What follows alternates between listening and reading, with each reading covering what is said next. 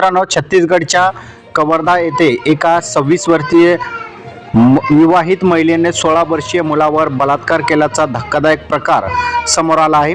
Social मीडियावर ओळख वाढवत आरोपी महिलेने पीडित मुलाला हॉटेलवर बोलून हे कृत्य केल्याचे उघड झाले आहे। या प्रकरणी महिलेवर गुन्हा दाखल करण्यात आला असून तिला अटक करण्यात आली आहे। या घटनेने मुलांच्या सुरक्षिततेवर प्रश्नचिन्ह निर्माण झाले।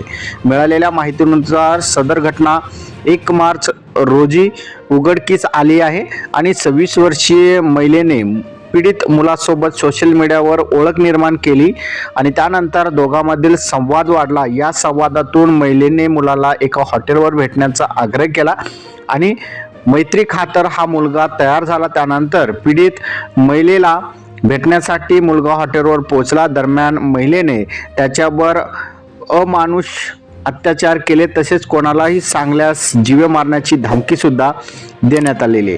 महिलेच्या भीतीने मुलगा घाबरला आणि मानसिकदृष्ट्या खचला। त्यांच्या वागण्या बोलण्यात फरक जाणवल्याने कुटुंबाने त्याची चौकशी केली। या चौकशीत मुलांनी त्याच्यासोबत झालेल्या घाणेरड्या कृत्याबाबत सांगितले। तर अशा प्रकारे बघितलं तर ही एक घटना छत्तीसगडच्या कवर्धा येथील आहे।